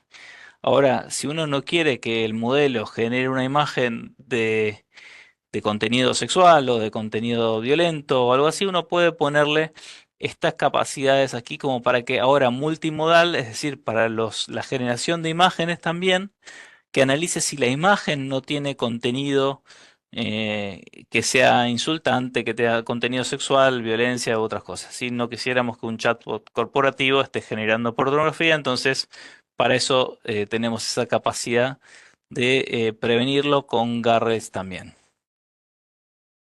Bien, otra ventaja importante, y esto va un poco hacia lo que es nuestra política de ir bajando los precios a lo largo del tiempo y sin que el cliente tenga que hacer nada al respecto, simplemente a medida que la escala nos permite ir reduciendo el costo operativo, se va transmitiendo eso en forma de descuentos hacia los clientes. Entonces, la funcionalidad de Amazon Bedrock es una de esas funcionalidades que pudimos optimizar y por ende hay un descuento que va entre el 80 y el 85% de descuento sobre los Garrels de Bedrock. Véase, si evaluaron los Garrels, ahora tienen la novedad de que están más eficientes en costos. Si les dejo aquí también el link del anuncio y el link de los Garrels. Sí, bien. Veamos ahora otros lanzamientos que tenemos dentro de lo que es seguridad. Bien. Una parte de la política de AWS de ir cambiando cada vez los defaults para que cada vez sean más por default el modo seguro es que cambiamos el default para lo que es Amazon S3. Hoy en día el Data Integrity está activado por defecto. ¿Sí? O sea, uno cuando crea un bucket S3 por defecto ya tiene activadas las validaciones de integridad sobre todos los datos de S3. Bien. Otra funcionalidad, y esta es súper interesante también, es Amazon CloudFront VPC Origins. Entonces, ¿cuál es esta funcionalidad? O sea, ¿qué es lo que le aporta a esta funcionalidad? Es decir, dentro de una distribución de CloudFront le puedo decir, quiero que esto esté restringido a que aplicaciones que se encuentran en una subred que está específicamente dentro de esta VPC. Entonces, eso nos ayuda también en lo que es la simplificación del control dentro de CloudFront, hasta dónde puede acceder, a qué puede acceder esta distribución de CloudFront y siempre teniendo las ventajas que provee una distribución de CloudFront en general dentro de lo que es la mitigación de ataques de generación de servicio y la capacidad de distribuir el tráfico, hacer caché y muchas funcionalidades más. Entonces esto nos permite restringir el acceso solamente a este origen, o sea, este bucket va solamente a permitir el acceso, esta VPC va a permitir solamente el acceso cuando viene de este CloudFront. ¿Sí? Esta es un poco la idea. Hay una funcionalidad opcional dentro de CloudFront que es el Enhanced Login. El Enhanced Login lo que hace es cambiar la forma en la cual envía los logs, agregando mayor información. Y esto también nos ayuda a colectar más datos sobre qué está pasando en cuanto a lo que son los accesos web a nuestras aplicaciones. ¿Sí? Una funcionalidad que es propia de CloudFront que puede ser útil también a nivel de seguridad para investigaciones. Otra novedad que fue lanzada recientemente, un poco antes del remake, es el modelo de madurez versión 2. Si conocían el modelo de madurez versión 1, básicamente vamos a contarles un poquito de qué se trata y cuáles fueron los cambios en la versión 2 del modelo de madurez. En líneas generales, dentro del modelo de madurez, lo que venimos a hacer es explicarles, darles esa guía prescriptiva como recomendaciones sobre cómo hacer para priorizar las distintas recomendaciones de seguridad. Entonces, la pregunta frecuente de los clientes era, bueno, ¿cómo priorizo las distintas recomendaciones que tengo para hacer en seguridad? Hay tantos servicios, tantos gratuitos, tantos pagos, pero con un free trial que los puedo probar, pero tengo una cantidad limitada de tiempo y de gente como para realizar esas pruebas y ver qué implemento. Entonces, aunque haya muchas configuraciones útiles, ¿en dónde invierto más tiempo? ¿En esto o en esta otra? Entonces, ahí es donde el modelo de madurez lo que propone es concentrarnos en las cosas que son fáciles de implementar, rápidas, que tienen un bajo costo operativo, un bajo costo, y que también nos van a proveer un alto beneficio, un gran beneficio en cuanto a lo que es la postura de seguridad. Entonces, esta intersección de las cosas que son fáciles y que nos proveen un gran beneficio, van a ser, digo, cuando beneficio me refiero a la mitigación de los riesgos más críticos o los riesgos que tienen una alta probabilidad de ocurrencia. Esos van a ser los quick wins, eso va a ser lo primero que vamos a hacer y después vamos a tener un camino evolutivo donde vamos a ir mejorando con el tiempo las capacidades de seguridad según lo que va recomendando en las distintas fases. ¿Sí? Hasta aquí es lo que ya había del modelo de madurez, donde tenemos los servicios y configuraciones que uno puede desplegar en una semana, 2 semanas en cualquier organización y lograr beneficios importantes. Veo una fase 2 que tal vez no es tan rápido de implementar, pero son básicas, cosas súper necesarias, importantes, que todo cliente que tenga una carga productiva debería tener implementado. Después una fase 3 que tiene que ver con las recomendaciones para poder habilitar un gobierno eficiente de la seguridad en la nube, o sea, hacia donde todos deberíamos estar apuntando por lo menos, ¿sí? Ese debería ser el norte. Y fase 4 tiene que ver con capacidades de gobierno para infraestructuras grandes o para clientes que tienen altos requerimientos de seguridad, como por ejemplo un banco o un cliente muy grande. Entonces pueden tener la necesidad de hacer pruebas de ingeniería del caos o tener todos los procesos de un equipo de threat intelligence donde hagan su propio honeynet, honeypot. Hay cosas que no son para todos, que no son necesarias para todos. Esas son las cosas que están en fase 4. Entonces, qué es lo que ocurrió en el modelo? El modelo presenta las distintas recomendaciones alineadas a las 9 capabilities que aparecen de seguridad dentro del Cloud Option Framework y una adicional que tiene que ver con resiliencia, que está dentro de otro pilar dentro de lo que es el Cloud Option Framework, y propone qué es lo que conviene hacer para la fase 1, fase 2, fase 3 y fase 4 en cada una de estas capacidades. Entonces, ¿qué es lo que nos conviene hacer? Primero, para lo que es IAM, estas son las cosas que nos conviene hacer primero para lo que es IAM. ¿Sí? Entonces, esto nos da el qué hacer para cada uno de los equipos que tenemos. El equipo de Security Assurance va a tomar una, el equipo de IAM va a tomar otra, ahí a lo largo del tiempo ordenadas en las distintas fases. ¿Qué es lo que cambió con la versión 2 del modelo de madurez? Primero, se agregaron nuevas recomendaciones, el contenido fue actualizado, ¿sí? Nosotros siempre podemos agregar contenido dentro de cada una de las recomendaciones, pero como hay assessments que están corriendo con este mismo modelo, no puedo cambiarle las cajitas todo el tiempo porque le estoy cambiando el objetivo de los assessments a la gente. Entonces lo que hicimos fue trabajar en paralelo en la versión 2 y ahora sí que la completamos, la publicamos. Entonces tenemos el contenido actualizado, si hay funcionalidades nuevas como RCPs y funcionalidades que BBC Block Public Access, cosas así, están implementadas, ya están dentro del modelo como recomendaciones. Hay un foco también en las capacidades de seguridad, a diferencia del modelo anterior que está más bien enfocado en, bueno, cuáles son los productos o servicios que conviene implementar antes. Hay más información sobre capacidades open source o soluciones de terceros que les permiten alcanzar ese mismo objetivo de control. O sea, cómo puedo hacer lo mismo ya sea con servicio nativo de AWS o con soluciones de open source o con soluciones de terceros cuando aplique. Explicaciones del riesgo, y esto es algo que originalmente no lo pusimos como para no generar tal vez el miedo de alguna manera de qué es lo malo que puede pasar, pero a veces no quedaba claro en algunos clientes, bueno, ¿por qué es importante este control? Entonces está la explicación del riesgo siempre con el objetivo constructivo de que uno entienda, bueno, ¿por qué tengo que actualizar los contactos de seguridad? Y porque si AWS encuentra que hay una access key que está dentro de un repositorio público, entonces les tiene que avisar y la forma de avisarles que va a tener es a través de los contactos de seguridad. Si ustedes no los tienen actualizados, entonces no van a poder ser notificados ante una access key que tengan ahí expuesta. Entonces está la explicación de cuál es el riesgo que viene a mitigar esa recomendación de seguridad. Otro punto es how to check. Si hay muchos controles de que están dentro del modelo de Mores. Bueno, dentro del modelo de Mores hay controles que tienen que ver con personas, con procesos y con tecnologías.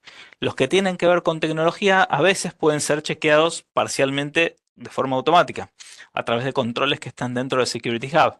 Entonces, lo que hicimos fue a través de Security Hub o a través de Firewall Manager, según cuál sea el control, cuando hay algún control que puede ser chequeado automáticamente, hay una sección de How to Check que dice básicamente cuál es específicamente el control que tienen que habilitar dentro de Security Hub como para chequear eso en particular.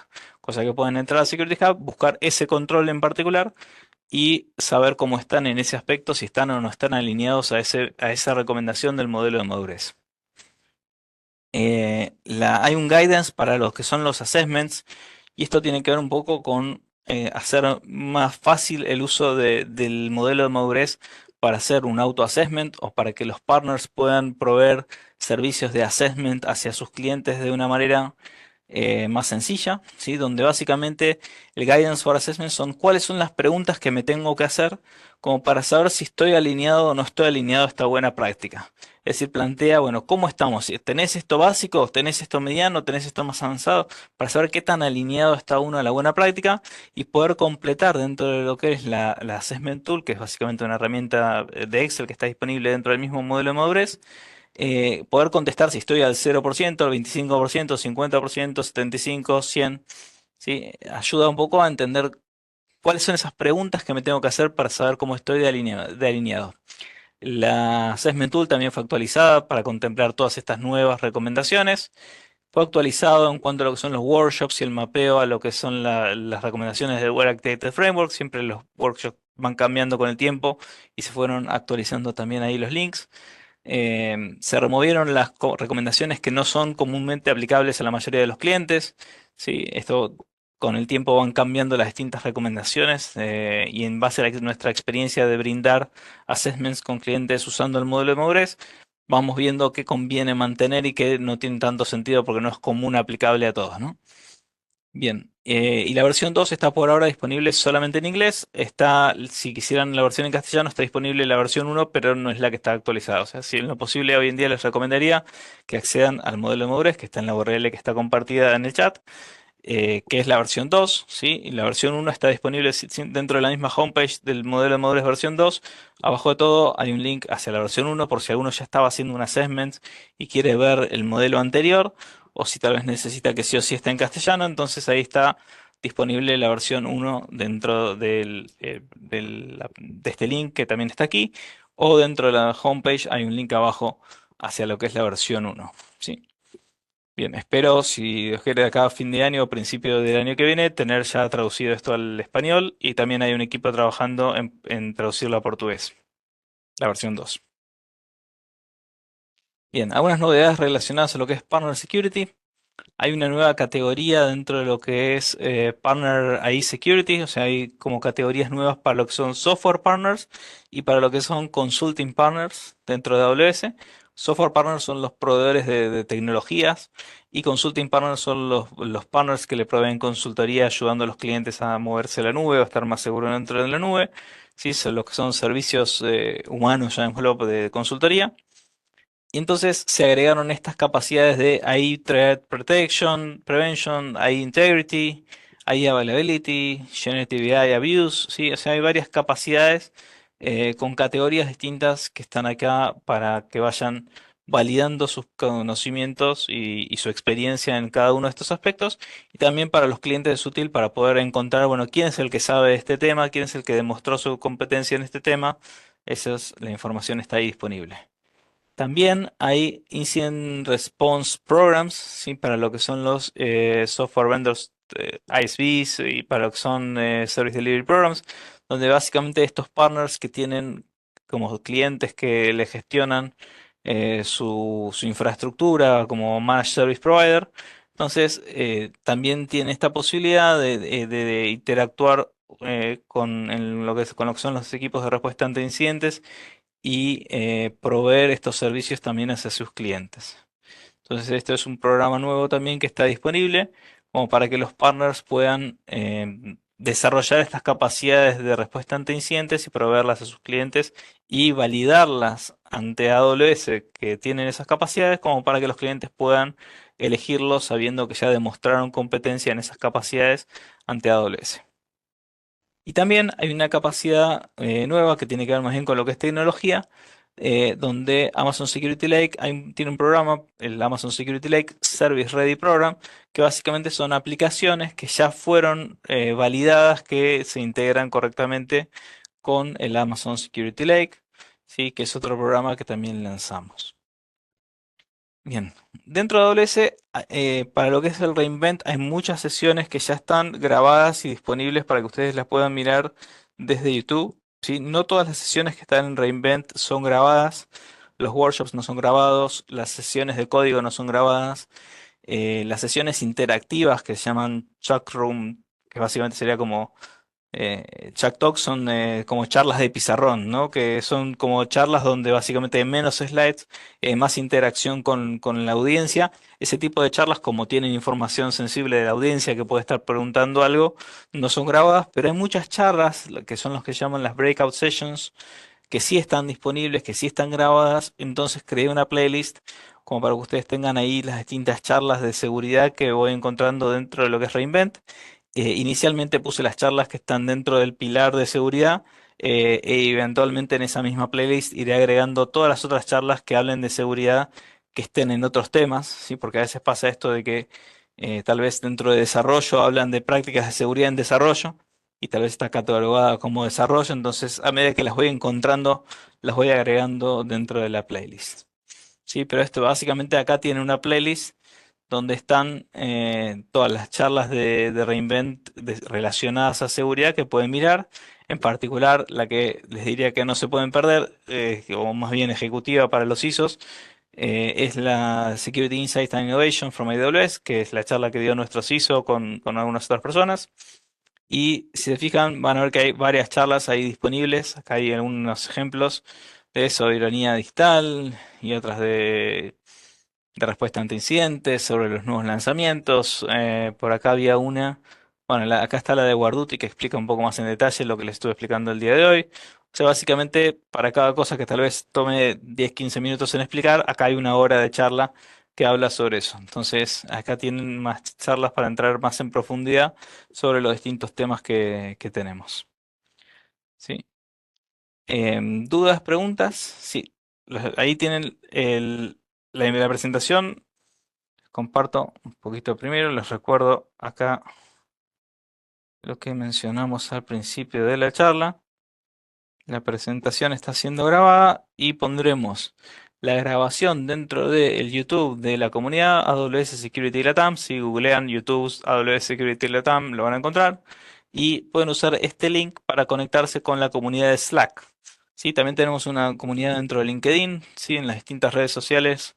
Pueden ir siguiendo para enterarse de las novedades y los distintos eventos que vamos convocando. Pero básicamente la presentación, el PDF de la presentación va a ser compartido en el canal eventos dentro de lo que es esta comunidad de Slack. ¿Sí? O sea, se conectan a la comunidad de Slack, se unen a la comunidad de Slack y dentro del canal eventos ahí van a encontrar el PDF que va a tener todos los links a los cuales mencionamos aquí. Van a poder cliquearlos y encontrarlos. Y la grabación del video va a estar disponible dentro de YouTube en este link en particular. ¿Sí? Entonces volvemos un poquito para acá. Eh, ¿Cómo andamos de tiempo? 5:30, estamos bien de tiempo. Les dejo la encuesta de satisfacción, y mientras ustedes van completando la encuesta, voy buscando algún dato adicional para compartirles. Así lo vemos más en vivo y en directo. Algunas de estas funcionalidades que estuvimos comentando. No se vayan todavía.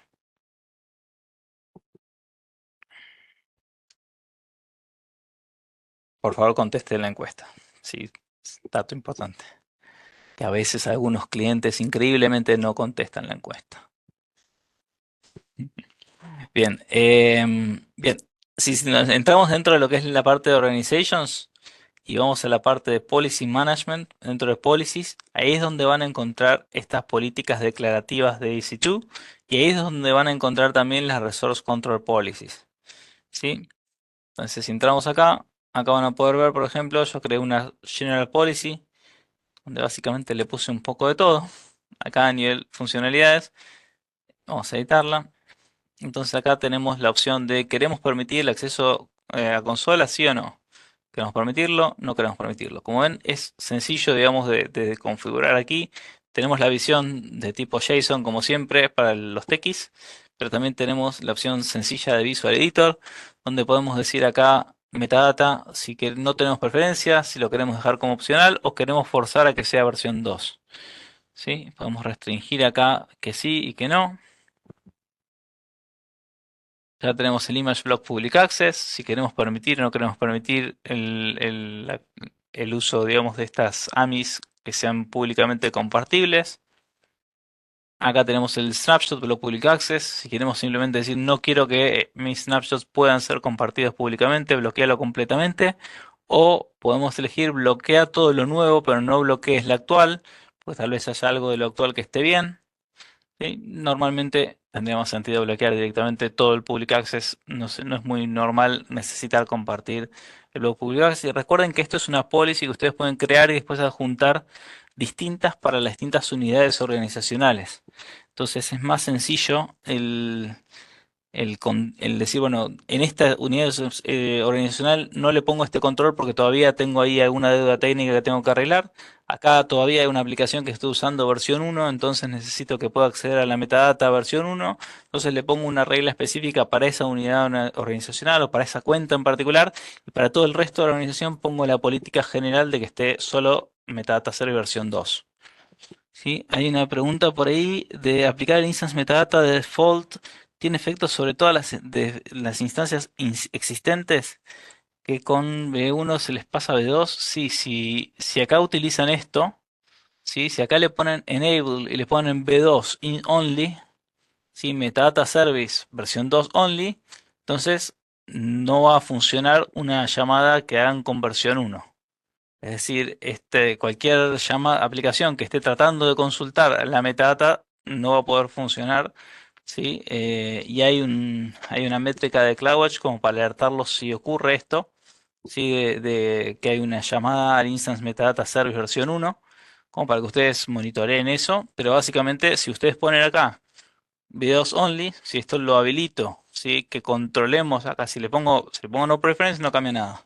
Si le pongo enable y le pongo solamente versión 2, entonces estoy diciéndole que va a cambiar el comportamiento. Se aplica a todos los recursos de la organización. Si lo pongo al tope de nivel de la organización, si lo pongo asociado a una cuenta, va a estar solo en la cuenta. ¿Sí? O sea, nosotros creamos una política. ¿Sí? Acá está la parte de snapshot, acá está la parte de VPC Block Public Access. Y acá le puedo decir quiero bloquear el ingress o quiero bloquear bidireccional, ¿sí? Quiero permitir o no permitir exclusiones, ahí está un tema, chequen un poco más en la documentación de detalle, pero básicamente acá está, bueno, acá está el Allow Image Settings, qué imágenes, qué AMIs quiero que se utilicen, solamente las que vengan de Amazon, o las que vengan del Marketplace, o las que vengan de esta cuenta en particular. Podemos poner distintas reglas, y podemos customizar el mensaje diciendo esto que estás queriendo hacer viola nuestra política de Blog Public Access. ¿Sí? Y después lo que podemos hacer es, una vez que tenemos una policy, lo que podemos hacer es asociarla a distintas unidades organizacionales. Podemos seleccionar acá y decirle esto lo vamos a attach y lo vamos a adjuntar solamente a la parte de IT. Attach Policy. Entonces, esto lo que va a hacer es aplicar esa regla solamente acá dentro de IT, o podemos aplicarlo directamente a root y ahí para abajo que esté heredando para todos lados. ¿Sí? Entonces, esto es el General Policy. Otra cosa que quería compartirles dentro de la parte de IAM. Si vamos a la parte de Root Access Management, entonces acá van a ver, perdón, no estoy logueado con la Management Account, un segundito.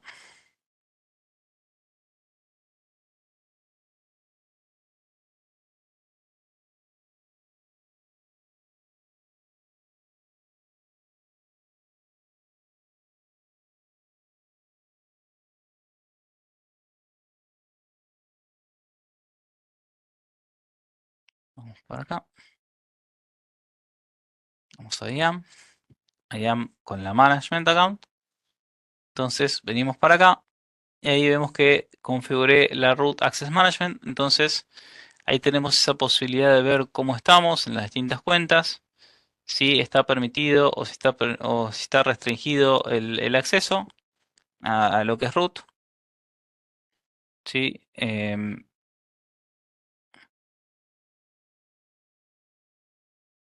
Y lo que podemos hacer también sobre una determinada cuenta en particular, podríamos tomar una acción privilegiada. Eh, bueno, en este caso no voy a poder porque lo tengo denegado por una Service Control Policy que está denegando esto. Acá se están solapando dos controles que puse. Em, Le tengo que desactivar el control que tengo dentro de Control Tower para que me permita hacer esto. Pero básicamente entre las acciones privilegiadas que podemos hacer, que es la clásica cuando uno se deja fuera de un bucket, entonces uno puede entrar y como quitarle la bucket policy al bucket como para que entrar como asumiendo root para quitarle la bucket policy al bucket como para poder volver a recuperar ese acceso al bucket. Sí, para eso está. Em, entonces.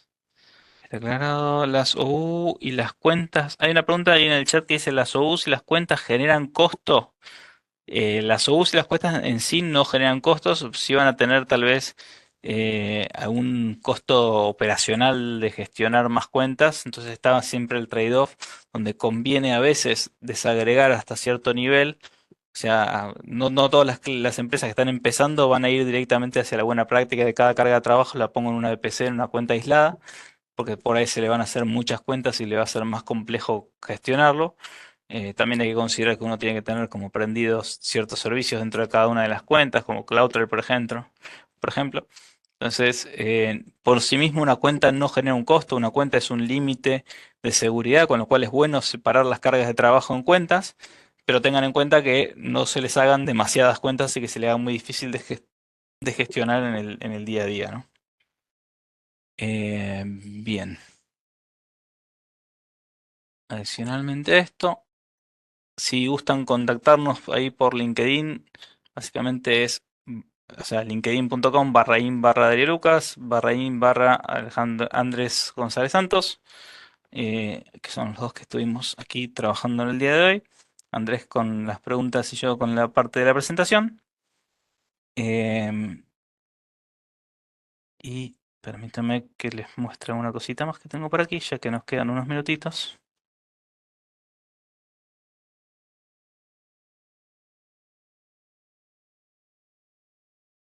Sí, esto es básicamente, esto es lo que les decía de el assume root. Básicamente tiene esa posibilidad de hacer un STS assume root. Esta nueva API les permite asumir el root para hacer una tarea en particular. ¿Sí? Cuando hablamos de este Centralized Root Account Management, básicamente para las cuentas existentes que tienen una credencial de root, uno puede seleccionar una cuenta y eliminarle las credenciales de root y que ya no haya credenciales de root. Cualquier cuenta nueva de AWS va a nacer sin credenciales de root una vez que configuren el Centralized. Y desde ahí ustedes pueden hacer un password recovery, con el password recovery conseguir credenciales de root si las necesitaran y eventualmente las pueden borrar, pero siempre tienen ese control y ese reporte que lo pueden hacer desde el centralized account. ¿Sí?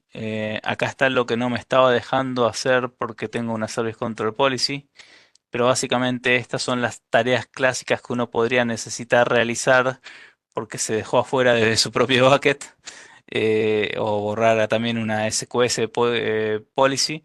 Entonces también uno puede decir, bueno, eliminemos el bucket policy o eliminemos la queue policy. Estas son las acciones que uno podía hacer de ese lado y uno puede, si tuviera credenciales de root, puede venir aquí, ver si fueron utilizadas, si no fueron utilizadas, si tiene consolas, si tiene access keys y decirle, bueno, elimina esas credenciales de root para esta cuenta en particular y uno las limpia en todos lados y mitiga ese riesgo. Bien. Acá está el ejemplo bueno, ve cuando uno quiere eliminar una bucket policy, va a decir, esta es la bucket policy que tiene, ¿estás seguro que la querés eliminar? La eliminamos y ya. Entonces son funcionalidades súper útiles y de nuevo no tienen costo, ¿sí? Y uno puede sobre las distintas cuentas, al pararse sobre una cuenta, ver si no tiene, no tiene root, que es lo ideal, lo deseable, o si tiene credenciales de root, uno puede seleccionarlas y eliminarlas. Y acá también va a ver qué es lo que tiene, qué tipo de credenciales tiene. ¿Tiene Sign-in Certificate? ¿Tiene un password en la consola? ¿Tiene configurado un Access Key? Eso no debería pasar definitivamente. ¿Tiene MFA habilitado, sí o no? Entonces uno puede saber qué tan rápido y urgente es entrar a esa cuenta root y eliminarle esa credencial que tiene ahí según qué tipo de credencial. Si tiene access keys sería grave. Si no tiene MFA y tiene un password es grave. Entonces eso sería un poco la idea. ¿Sí? Bien. Andrés, no sé si viste alguna otra pregunta dentro del chat o de la interfaz de preguntas. Sí. que vale la pena conversar en conjunto. No, creo que ya se dio respuesta a todas las que estaban ahí. Ok, Voy a hacer una revisa a ver si me faltó alguna. ok. No dejen de contestar la encuesta de satisfacción, por favor, que usamos eso para saber cómo mejorar día a día.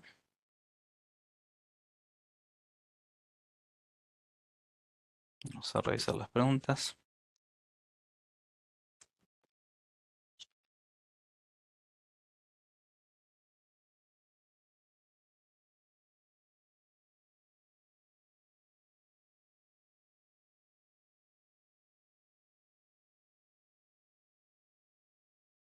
Sí, acá hay una que es muy buena que vale la pena compartir, ¿no? Hay una que alguien preguntaba aquí, ¿el SIR se puede contratar este servicio, no el SIR, sino más bien el servicio de Incident Response se puede contratar en cualquier momento, incluso durante un incidente? Claro, en realidad lo ideal sería que uno lo contrate antes del incidente, porque durante el incidente ellos ya no tienen toda la información que usan con Machine Learning, con el aprendizaje de la cuenta, el conocimiento de la cuenta, los datos de contacto de quién es el que tienen, con quién tienen que trabajar el caso dentro de la cuenta. Como que la verdad es que lo mismo que pasa con el Shield Advance. Si uno contrata Shield Advance en el medio en el cual, el momento en el cual tiene un incidente de seguridad, está más limitada la capacidad que tiene el Shield Advance porque no conoce cuál del tráfico que ustedes están experimentando es malicioso y cuál es el habitual, porque no tiene esa línea base de conocimiento de cómo es el comportamiento normal de sus cuentas.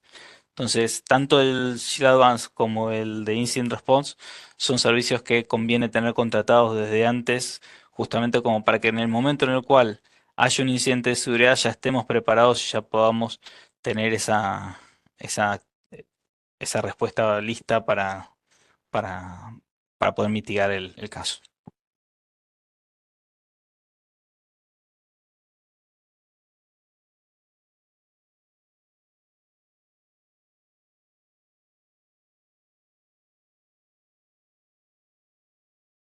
Bien.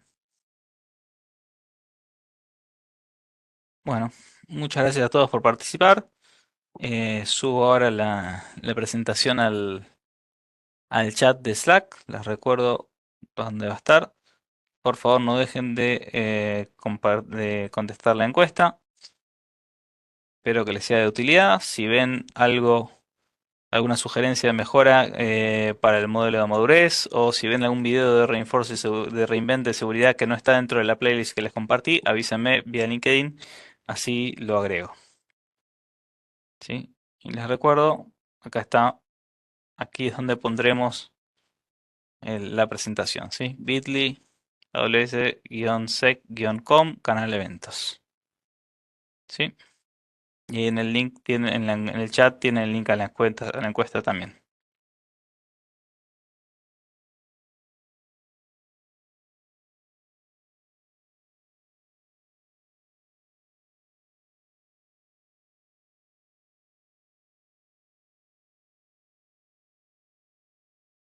Hasta luego. Gracias.